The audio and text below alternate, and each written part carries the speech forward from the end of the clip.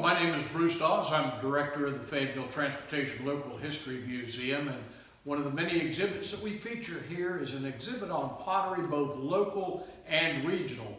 We have a pretty amazing early pottery history. We have the earliest salt glaze kiln being operated here on a site of land that was later sold to the arsenal. Many shards have been discovered bearing these early potters' initials, and then it went dormant in Fayetteville for a long time until E.A. Poe established a pottery business and brick business here in Fayetteville in 1880. And so we have many pieces of utilitarian pottery upstairs that are marked with Poe's name on it, like the jug that I'm holding in my hand. And when I say utilitarian, these were pieces of pottery that were used for practical purposes.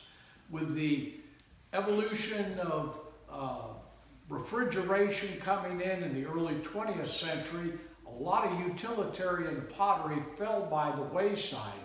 But these early potters, many of these North Carolina potters, dating back to the 1700s and carrying on this tradition generation after generation, kicked right into something that would allow them to keep on producing up until present day pottery.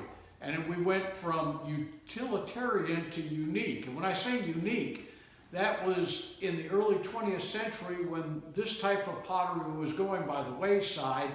They kicked into creating pottery that had beautiful glazes, and this was called art pottery. The art pottery that is featured in the museum, many of these pieces date from early 20th century through the 1950s. And you see some transitional pieces. The jug back here, in its shape, is transitional, but it has a wonderful orange glaze to it.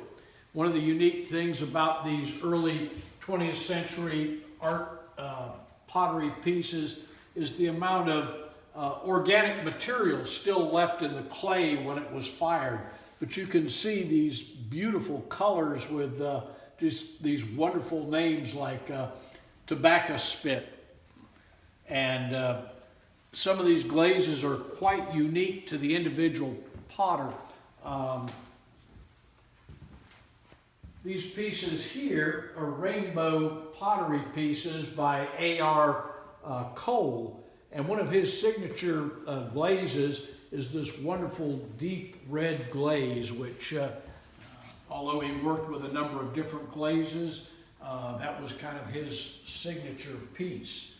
And North State swirls and unique back stamps like the log cabin piece here from the 1920s. The log cabin jug, you can see, takes on a much different form than the utilitarian jug. It's more of, again, a decorative piece, but is stamped on the back. Before it was fired, each one of the log cabin jugs had a little log cabin inscribed on the bottom of the jug.